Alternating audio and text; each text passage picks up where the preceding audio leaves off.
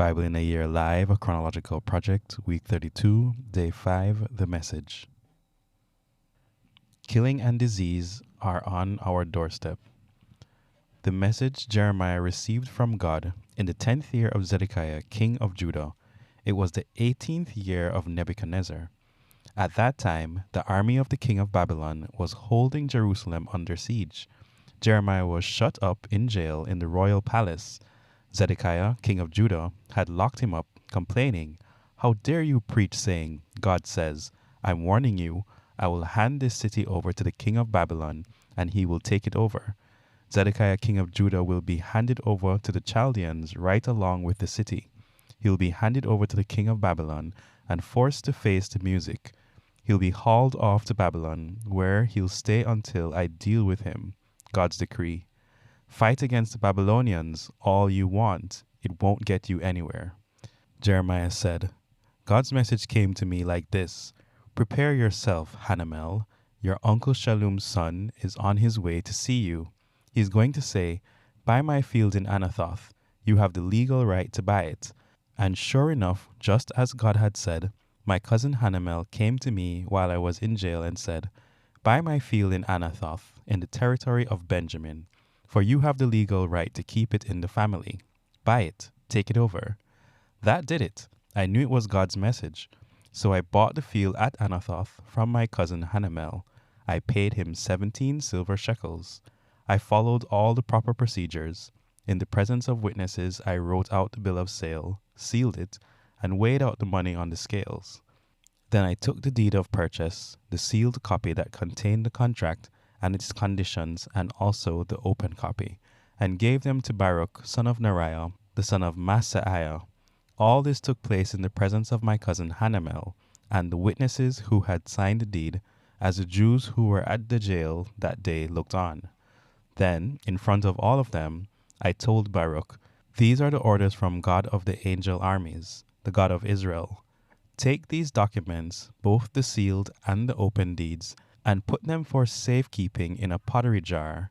For God of the angel armies, the God of Israel says, life is going to return to normal. Homes and fields and vineyards are again going to be bought in this country." And then, having handed over the legal documents to Baruch, son of Neriah, I prayed to God, "Dear God, my master, you created earth and sky by your great power, by merely stretching out your arm. There's nothing you can't do. You're loyal in your steadfast love to thousands upon thousands, but you also make children live with the fallout from their parents' sin. Great and powerful God, named God of the angel armies, determined in purpose and relentless in following through. You see everything that men and women do and respond appropriately to the way they live, to the things they do. You perform signs and wonders in the country of Egypt, and continue to do so right in the present, right here in Israel and everywhere else too. You've made a reputation for yourself that doesn't diminish.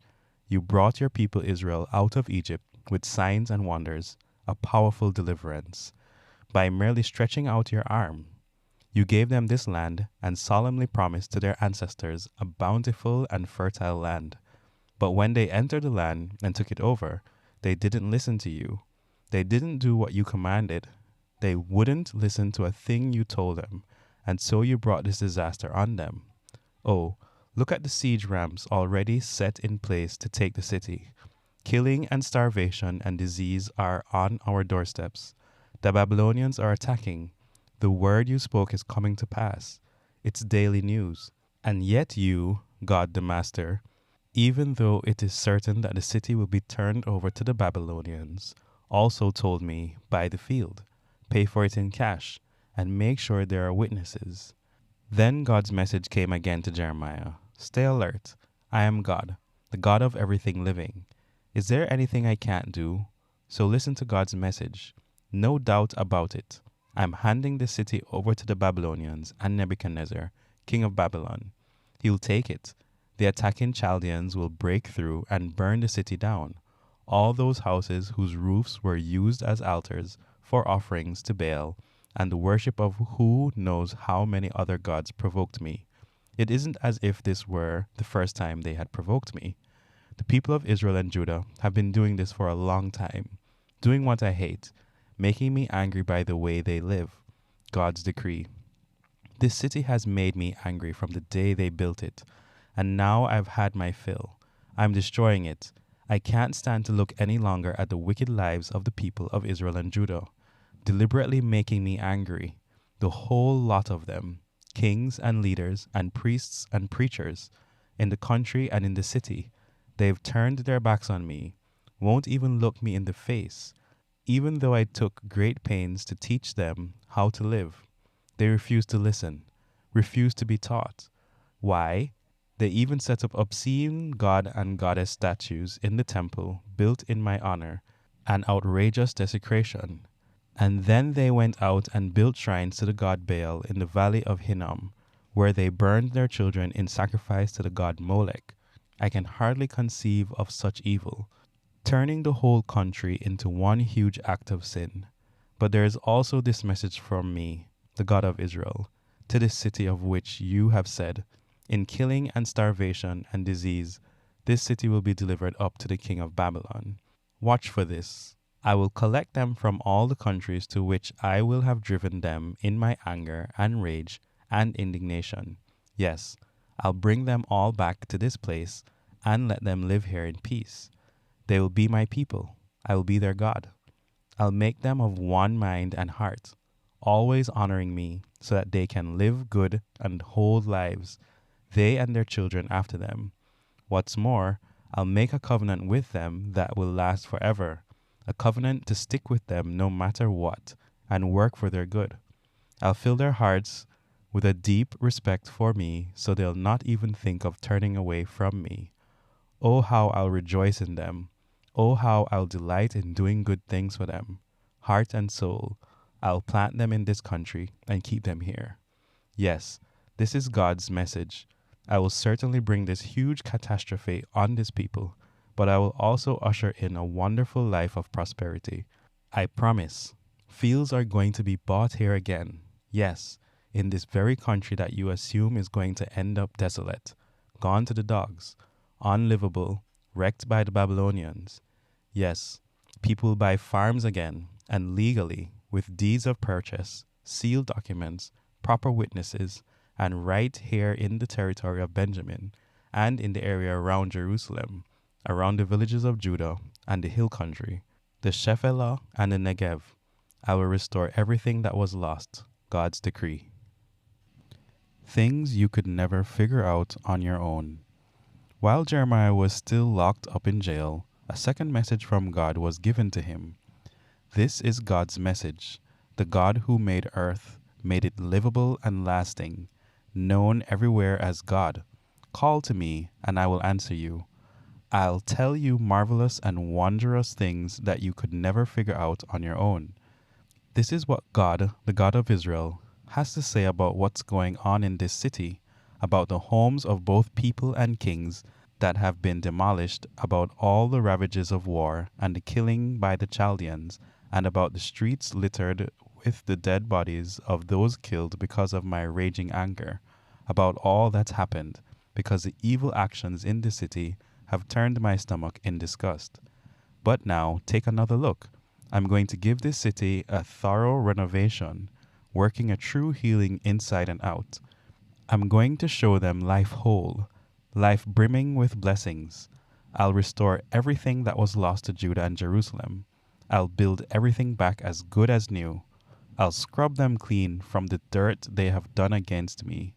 I'll forgive everything they've done wrong, forgive all their rebellions, and Jerusalem will be a center of joy and praise and glory for all the countries on earth. They'll get reports on all the good I'm doing for her. They'll be in awe of the blessings I am pouring on her. Yes, God's message. You're going to look at this place, these empty and desolate towns of Judah and streets of Jerusalem, and say, a wasteland? Unlivable. Not even a dog could live here.